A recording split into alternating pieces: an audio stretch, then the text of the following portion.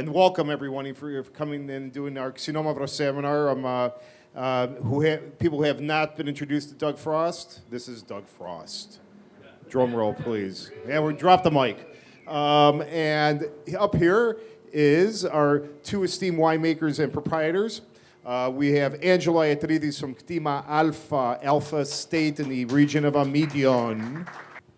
So, hello for my part. I'm Angelos Iatridis, winemaker and the co-owner of Alpha Estate. Alpha Estate located in the northern appellation of Greece. And today is a masterclass, is a seminar concerning Xinomavro. Like always, we start here, the Greek producer is starting telling the word Xinomavro altogether. So, telling Xinomavro. That's perfect. At once, you are the best audience ever. Thank you. Get a little wine in them, they get a little lively, don't they? Thank you. So, Amyndeon is located in the northern part of Greece. Like I told you, is the most mountainous region in Greece. Actually, is the tail of Alps, ending in Greek territory. So, we have northern the Albanian border and the former Yugoslavia Republic of Macedonia border here. We are Amyndeon appellation, located in an elevation of 2,400 feet above sea level. It's a high plateau. And it's one of the most cool climate region appellation in Greece. So, give you some data. Always I like to give some data about the Greece versus world. So, you can see how is Greece from 2012 to 2016. And this is the wine, and upstairs is the areas under plantation and the vine plantation, Greece and the whole world. So, Greece is about, it's 1% of the world production. Just keep your mind some figures. Yeah. And what Xinomavro in the Greek adjusted vineyard register is the fourth most important grape varietal, with slight decreasing the surfaces of Xinomavro. And this is mainly happened, Stelios, I think, to Nausa vineyard. Because Amyndeon is growing the last 10 years. So here you see a very nice Google photo. You can compare the Nausa appellation versus Amyndeon appellation. So here we are located in the east part of Mount Vermion, Nausa. You see how green is the appellation, and from the west side of Vermion, Nausa, you see how dry is Amyndeon. So this is one of the major differences between those appellations. Of course, there are climatic and soil differences that makes taste the Xinomavro as well quite differently. Some history concerning Amyndeon. Amyndeon, we have excavation from 3000 BC, from Neolithic era that we found some petrified seeds in the nearby area of vineyards. So, going now to the Amyndeon appellation, we have three subzones in Amyndeon. The subzone of Agios, which is the lighter soils, the sandy soils mainly, high sandy soils, 90% sandy soils, give to Xinomavro a nice fruity character with very crispy acidity, nice minerality back palate. Then is Vegora, who take the full-body Xinomavro that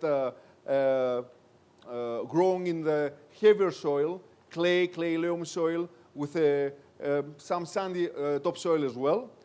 And the last sub-irrigation called Petres. Petres is mainly for sparkling wine, Xinomavro wines. So 3 sub-appellation zones with different characteristics, each one. So I don't know if Doug wants to add something. Well, I guess the only thing I would add would be that Amyndeon is an area that was known primarily, and for a lot of people, it's still known today as a rosé region, even though it's Xinomavro. It's rosé and sparkling wines, and we see It's that the in only pictures. PDO of rosé in Greece. Yeah, and what I would attribute that to is that it is cool climate viticulture here, and it seems counterintuitive when we're talking about Greece, but yeah, it's cool climate viticulture to ripen Xinomavro appropriately that you can make a red wine out of it. This is a challenge, and so the easiest response is just don't try. Just take it underripe, make it into a nice rosé. Everyone's happy. You can be in business. Right. So as we talked about earlier, for those who were here earlier, this notion that while Greece has a 5,000-year heritage of winemaking and wine growing and wine culture, it's really only in the last 3 decades or so that things have changed. As I alluded to earlier, if you were at the earlier seminar, the folks that you're hearing from are the pioneers that made these changes. Angelo and Makis and Stelios, and have helped institute this change, not just with Xinomavro grape, but certainly with these 2 regions, Amyndeon and Nausa. So what I like to keep you in mind, really, Greece, yes, there is cool climate, and believe me that in the neighborhood area of Amyndeon, there are ski resorts. There are 3 ski resorts. So imagine that it's really something intriguing for someone who doesn't know what is Amyndeon appellation. Northern Greece, so we call our appellation the appellation of lakes and mountains, telling the long story short. But I like to keep you in your mind as well the nocturne temperature, 1. Second, I like to keep in your mind the existence of the lakes, Petres and the Goritis, who monitoring the climate, so release heat during winter and release freshness during summertime. So that makes much more balanced wines, balanced ripening, which is very important, especially for Xinomavro. Right, and in these lakes, bear in mind, are 300 feet and 400 feet depth lakes. These are spring-fed and runoff lakes. These are serious lakes. These aren't just puddles. Exactly, yeah.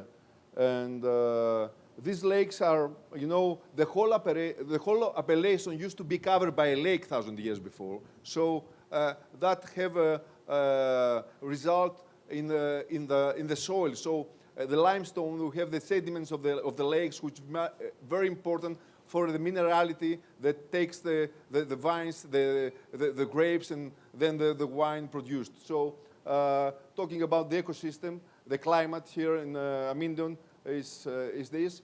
And this is... If you can't see it so well, don't worry about it, okay? But may I, Angelo, Yes, just of explain? course, So yeah. if you look at this is just Greg Jones from Oregon State. If you guys know Greg Jones, he's pretty brilliant.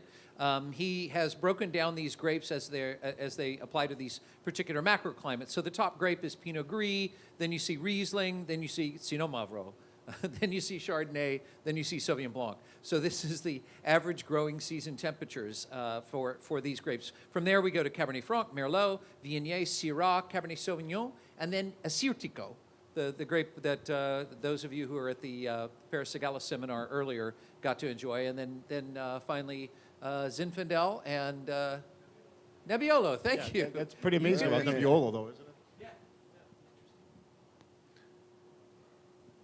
Yeah, so there is some question, David? question. Yeah, I'm sorry. In addition to the lakes that provide the moderating factor, what is your altitude range there?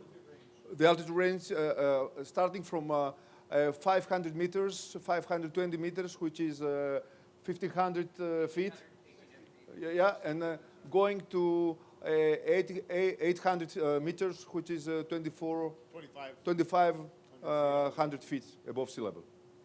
You're welcome. So the soils. So the soil, mainly we have two types of soils, which is the type one, which is the most sandy soils, where is the hedgehog area. So the fruity character wine is coming from there, Glass number 1. with different indication following the, let's say, the geological consistency of the soil, and then going to heavier soil, like sandy clay soils, growing the Xinomavros with a higher intensity and much bigger aging potential. So here to give you where are exactly these locations. So here is the hedgehog area. It's the sub-appellation where is located the soil type 1. And here is the old vines, where is the old vines, where is the heavier soil growing our Barbayani Xinomavro. So let me explain. So if you go to page 25 in your booklets, if you're not there already, so glass number 1 is hedgehog, and then glass number 2, Barbayanis is from the old vines. Exactly. And let me explain the name of the vineyards as well. Hedgehog, in Greek, is skadzorchiros. It's a little critter that lives up in these vineyards and nests in these vineyards. And they're very aware of the ecology of the region, and they preserve the nests of these hedgehogs that are vital to the ecosystem up there. So the workers have always, because they try to work around these little animals, they've always called the vineyard the hedgehog vineyard. And then the old vine, Barbayani means Uncle John. So it's the Uncle John vineyard. Is the previous proprietor of these vineyards, which is an old vines, ungrafted, bush vines, prephyloxera vines, that gave us the Xinomavro old vines ecosystem, single block, Barbayani. So to put that in perspective, how old are the vineyards of hedgehog?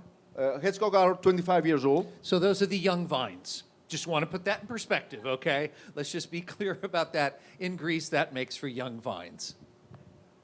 So what do you think about the wine? I like to, this is, let's say, the fruity expression of Xinomavro in Amyndeon. Very fresh, very vibrant. The minerality in the back palate. You know, our philosophy is to explain, in your palate, I like to have a story, to tell you a story. So this is important for Xinomavro hedgehog. It's a very pleasant wine, and let's say an everyday wine. Yes, why not? You know, wine that you enjoy every time of the day of the week. And I'm always a little mystified by your description of hedgehog like that, because I put it in the basement, and I'm waiting to see what happens next, because I find hedgehog really compelling wine for me. But you can see there's a difference of opinion here, and there's supposed to be a difference of opinion if we all agree someone is lying when it comes to flavor and response to that. Any thoughts or descriptors that you want to throw out? The hedgehog. Hedgehog. Hedgehog. Hedgehog. Well, I find a real disconnect between the nose and the palate. Like it was almost like a tarry Australian Syrah nose on it, but then it was a really pretty floral red fruit on the palate. Cool. I think that's a good description of what's going on in there. Certainly red currant, cranberry. When we look at Xinomavro as a grape, we're going to be describing, I think, in the main red fruits. And then the savory elements are the more distinct part of the wine, particularly as it gets older or as we go to other sites. So we're going to start talking about things like sage and rosemary and oregano. And then we get to, I think, actually a sort of vegetal side to that grape, where we're going to be talking not just about tobacco or pipe tobacco, but about tomato leaf, olive paste, tapenade, things like that are all quite appropriate to this grape. And it is a grape that I don't expect anybody to love. We make the comparison all the time to Nebbiolo. I don't expect anybody to love that, at least the first time that they have it. My friend Tim Gazer likes to describe it as a German shepherd in a glass, angry wine, And Xinomavro isn't that. Certainly in the character of hedgehog, it is not. But I get that. I mean, it is not a wine that just falls open and says, please drink me. It has far more challenging ideas on its mind. Is that Right. fair enough? And also the expression here of Alpha Estate is a unique expression of the appellation. Angelo was a pioneer in terms of farming up here, and we're going to talk about that in a little bit, of how he irrigates, how he farms, his density of planting. So this is truly being a pioneer in the appellation, he kind of had to create his own paradigm. So take these Xinomavros, take these wines of Alpha Estate for what they are and the expression, ideally, of what Angelo believes is elevating the appellation to express itself in its best capable way via the variety and the terroir. So, go ahead, Angelo. But let me give you, the evolution palette of Xinomavro through time. So the young Xinomavro, like this case, starting with the small berries, foresty fruit, going in his evolution, turn to dry fruits, prunes, and the end of his aging, going to olive pate, like Doug told you before, olive pate or dry tomatoes. And sometimes when you open, the time of opening, uncork the bottle of Xinomavro, you can find some strange aromas like petrol. It's very unique, when the Xinomavro is tied, but Xinomavro, the better for Xinomavro is decanning. Always Xinomavro needs to decanning because there's a lot of sulfuric compounds that needs to need evolution through time. It's the best treatment for Xinomavro. So glass number 2, if you don't mind getting into the old Vardens Barbianis, thoughts on that wine? What's changed now that we've gone into this older vine expression? Any descriptors y'all want to throw out? Yeah, please. A bitter herbal character, for sure it does, yeah. More structure. How about flowers? Anything more distinctly fuller? Yeah, potpourri. I mean, it's just one of those, you pick it up and you go, good Lord. I mean, is it just vine age that does this? Or, excuse me, is it something else at work? What do you think? More fleshy as well? Yeah. Amari? I totally agree. That's one of those things. John? Surprising amount of tannin. Yeah, this is cold climate grape that isn't just high acid, though it is that, but it's also high tannin. Another reason people make this comparison to Nebbiolo. Certainly the tar and roses sort of character that is not unusual to find in this wine. To my knowledge, there's really no connection there. It is I think it's a factor having to do with with the way in which Greece would express, the way that Greece would interact with countries around the Mediterranean basin in ancient times, that the Greeks generally would trade, but they would not necessarily colonize. The Romans would colonize. And yes, a lot of the Roman grapes, or the grapes we associate today with Italy, came from Greece. Greco de Tufo, for crying out loud. It seems that, I should say, that the Greeks were not as interested in setting up colonies and therefore planting their own grapes. They were more interested in making the wine and selling it. Whereas the Romans helped to push certain grapes through France, maybe even all the way into Spain and elsewhere. So that's my, if you will, quick historical sketch for why it is that these grapes don't seem to have antecedents in other countries in the main, and it's a matter of great frustration, really. Historically, one would assume that these grapes are the progenitors of many of the most famous grapes that we see in Europe, but in fact, we have not been able to prove that at all. Yeah. We have mistake here, but you can see here, this is the soil profile for Xinomavro old vines. As I explained before, it's basically growing in a heavier soil than hedgehog. So what we have here, we have a 95 years old vines. It's a pre-phylloxera vines. So we have it's a rootstock free, and it's a bush vine that you can see the roots of this Xinomavro vines going to 36 feet in depth.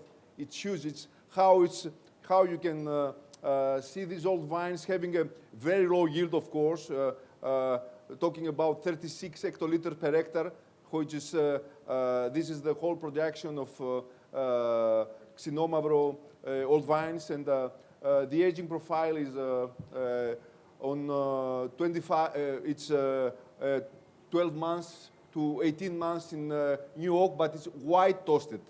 It's just steamed, not fire burnt. So I think it's important to support the primary aromas of the varietal, and we need. And this is the reason why. This is because we need oxygen to penetrate through the grain into the wine, so keeps this aging potential going further in time and further in aging. Yep. So let's explain a bit more about the varietal. And so this is the old vines I explained to you before. You see, it's the old vines are like a tree, and this is the Xinomavro old vines. And okay, and talking about the reserve Xinomavro, what do you think? Yeah, we went through that, so why don't we take a look at Cluster 3. Ready on that one? Probably already jumped in there for me. Cluster 3 is the old vines 08. I had this interesting conversation with the ETS guy, a guy named Steve Price, who's a sharp character who studies and focuses on tannin. And Steve, I asked him one day, I said, so we describe tannin in a lot of different ways, sort of metaphorical ways. We'll talk about chunky tannins and blocky tannins and sandpapery tannins and gritty tannins and fluffy tannins and flowery, fruity tannins and polished tannins and all that. And I said, do you think that's bullshit? And he said, no, I use those terms myself. And I said, okay, well, you've studied this stuff. Can you drag that, can you granulate that down to understanding when you look at a molecular level what you're seeing and how it compares to those descriptors? And he laughed. He was like, no. I was like, okay, but you're working on it, right? He said, yeah. And I said, so do you think that you'll be able to? I mean, anytime soon? He said, no, I don't think we'll ever be able to do that. But his point was, there's nothing like the palate to suss this out. At the end of the day, he describes there being tens of thousands of kinds of tannins. And that's not counting catechins and epicatechins and whatever influence those have, plus acid, the influence that it has on it. So I say that to say, to express my view that it's not bullshit when we start talking about tannin in this way, but it is definitely weird. It is not scientifically based. But does everything that we talk about when it comes to wine have to be scientifically based?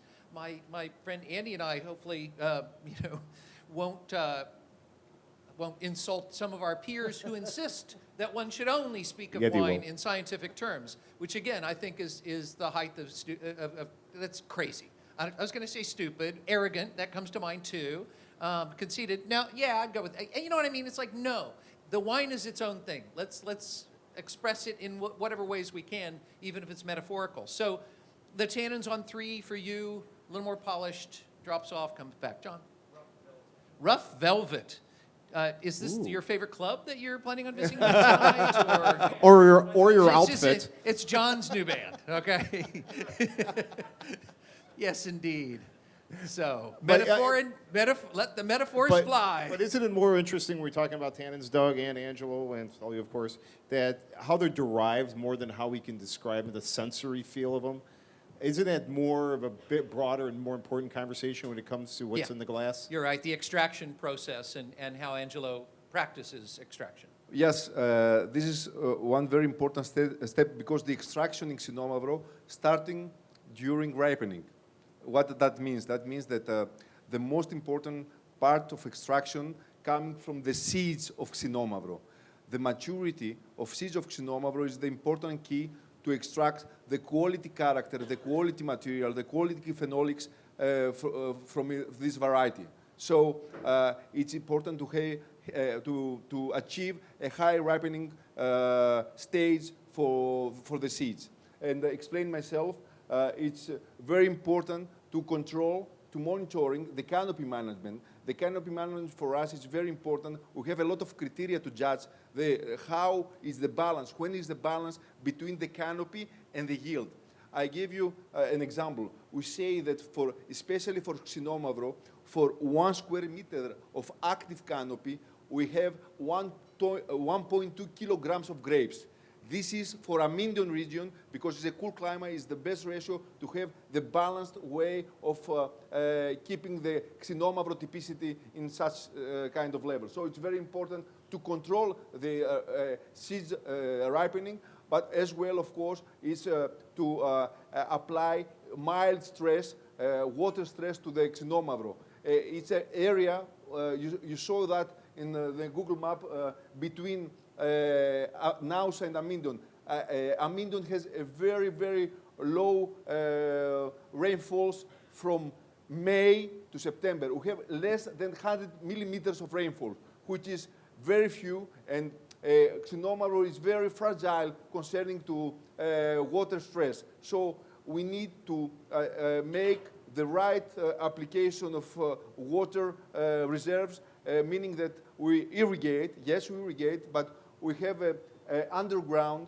irrigation system, and the application called RDI, meaning regulated deficit irrigation. The thing I want to Yes. jump back on, if you wouldn't mind, Angelo, is this notion that 1.2 kilograms for 1 square meter Of active canopy, of yes. active canopy. Yes. I know it's not a 1-to-1 ratio we're talking about here, but how do you think that usually expresses in terms of yield? You know, it depends on the density of plantation. Sure, So exactly. that can goes from, let's say, 26 hectoliters per hectare to 46 hectoliters per hectare. So How anywhere, dense is the one- plantation? So that's different. Make the difference to the yields, to the final results of. so something like 1.3 tons to the acre to 2.8 tons to the acre, or something like that. So, No. but what is? I think You this, see, you yeah, see there here we go. how it's the setup of the irrigation. So 30 centimeters from the row and 30 centimeters in depth. There is a pipe. You see these pipes, you know, which is working by osmosis. So they can.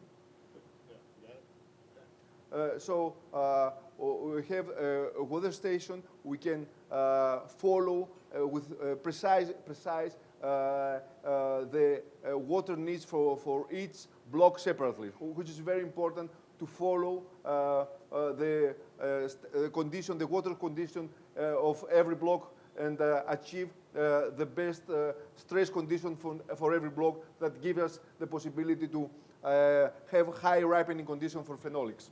Can we talk about glass number 4 real quick? The 03, I didn't get a chance to get feedback from everybody on glass number 4, the 03. Thoughts on this one? Glass 4. Yeah. Well, once again, what I would say about the vintages here, that 2003, as you're saying, is a torrid vintage in Europe. It's a torrid vintage practically everywhere. But this is one of those places where the hotter it gets elsewhere, the windier it gets up there. And so I wouldn't necessarily call it a hot vintage in Amyndeon. Would you, Angelo? Would you say 03 is a hotter than normal vintage in Amyndeon, or? All three actually is not so hot. It's an average vintage for Amyndeon. Typically, all three was a vintage where degree days were around 1,500, which is the average for Amyndeon. Yeah. Okay, yeah, it's an unusual aspect, but it is an aspect here. Yeah. Okay. This is one of the, it's weird because this is the one of the first ones that I didn't really feel was oxidized on the nose, but it had more of a tar and motor oil kind of thing, and the olive and like the leather really came out. Yeah, this is a vexing grape without question, and you can see that there's enormous challenges in the vineyard in order to make it into what you want it to be. Some would beg the question, therefore, if it's that difficult to grow here, why not grow it someplace else? And I think the answer is, well, this is where it belongs. This is where it originates, and it creates fascinating wine, albeit challenging wine. Anybody else? Dried oregano. Yeah, licorice. What's it? Church incense? Different church than I go to? Sorry. Bay leaf? Sorry. John, I'm really working you today. I don't even go to church. Come on, let's be honest. Church is my cellar and a bong. Okay, so let's be honest. There we let's go. Be honest, right? so keep this. going. What else do you got? Anything? Again, what have the tannins done here in 03? What do they like this time around? Quite dry. I think they're aggressive and they take on a new shape, a new form. They definitely have a different form going on here. And Angelo, do you feel like you extracted differently in 03 than you extract today? Certainly, yes. You know, nowadays, between 2003 2008, for example, we have different extraction. Starting from 2005, the first stage of vinification is we call carbonic maceration, about a few days, and then starting the alcoholic fermentation. So it's we didn't do that before. So 2003, it's a straight on. This is the only difference between those two vintages. Yeah, but I think it's a significant difference. Yeah, indeed. Should we go on to talk about what's going to happen in Glass 5? Glass 5, so... the glass 5 is... So you can see in your books, this is clone 22. Clone 22. So as we're trying to figure out better and better what we're doing here, now we can go to specific clones. So it's Alpha Estate with a vine nursery starting a project in 2010. To identify clones of Xinomavro. Xinomavro has a high intention of mutation. So we try to achieve sanitary selection of Xinomavro and virus-free, virus-testing material of Xinomavro. And for 2013, we had the best, the first results concerning the use of second clones, 22, which is have a characteristics of fruit, intense fruit, but some, let's say, herbs on the back palate, and the minerality is always there to support the whole Xinomavro palate. So it's very typical expression of Amyndeon appellation, very bright, very, it's wines that can age perfectly, but you can enjoy every time a different character of Xinomavro. And Angelo, do you think, because I know that we talked about maturation of the grape and also the seeds, how important that is, and I know that you've always wanted to focus on some of this little more detailed. Xinomavro is one of the varieties. They have 4 seeds in their grape, so it's very important. The extraction, the phenolics extraction from the seeds, and let's say the issue in Xinomavro is to achieve as much as you could the most close dates for harvest. As you can see, first is in ripening coming, the pulp maturity, then is the cap, followed by the skin maturity, and the end is the seed maturity of Xinomavro. So it's beginning of October, and the problem here is that in October starting a lot of rainfall, so we have to control with high intention the vigorous characteristic of Xinomavro. So low yields, but by monitoring the canopy and by following a stress condition to the vines of Xinomavro, which is very important. So by using the RDI, the water intake or lack of to help maturity, Exactly. you're dropping fruit multiple times. I know you're dropping right before veraison and right. What we do is we have the possibility the last 5 years to apply the precision viticulture, meaning that we follow the ripening of Xinomavro blocks by satellites. So we have the possibility to harvest every block in different time, meaning that, for example, the north side of the block can be harvested first if it's low vigorous part, and going to the highest vigorosity in the same block 2-3 days following the first date of harvest. So this is about precision farming. This is calling precision viticulture, exactly. Let me ask again, back in the winery, do you ever apply délestage? we apply delestage often, Yeah. but Again, rack and return. in you know, drain off Xinomavro, it's juice. very important to make this in the first stage of after Fermentation. no, after fermentation, in fermentation, but the first stage of fermentation, after carbonic maceration, the first 2 days, we starting the delestage and until the middle of fermentation. Then you stop delestage and just pump over less and less to the end of fermentation. And so is the purpose then to get some seeds out of the must? That's Seed why removal, essentially? Our vats are specially occupied to have a perforated grill in the bottom of the vat, so we have the possibility to take off all To the settle seeds. the seeds all the bottom. If we had the by tasting the fermentation wine, if we taste in aggressivity, so it's very important to cut this seed, to take off all the seeds during pumping over. And the reasoning to only use going in the first days of fermentation, alcoholic fermentation, is the alcohols aren't as high. When they get higher, they draw off more tannins from the seeds. Alcohol So is you a want- solvent, yeah. Alcohol is a solvent, so you want to do it when the alcohol is a little bit at a lower threshold. Exactly. And one of the other... You guys get that? Yeah, and one of the other challenges here is just that what we've begun to learn, or at least some people believe is true about tannin. For a long time, we talked this long chain, short chain stuff, which I think a lot of the scientists now are saying is completely backwards. That in fact it's shorter chain tannins that can create a suppler impression because there's less reactivity to it. But the way you link those or cap those tannin chains is through anthocyanin. Now, Xinomavro is a bit anthocyanin challenged. So it compounds your greater challenge that already exists with these tannins and these seeds that don't necessarily ripen uniformly for you and certainly don't ripen alongside the fruit precisely or at least uniformly. So it's just one more challenge in this list of challenges that Xinomavro provides winemakers. What I like to and finish my introduction is to saying that concerning wine number 2, 3, and 4, the old wines, we have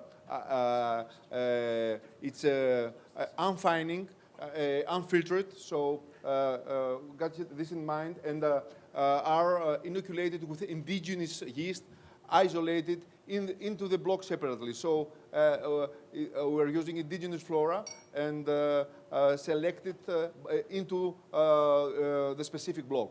So it's a project starting in 2013, and our goal is to have, let's say, using a mathematical term, a univocal reference from the wine to a label. So it will be a specific reference between the certain block and the certain wine at the end. Okay, great. So thank you very much. Thank you for your attention.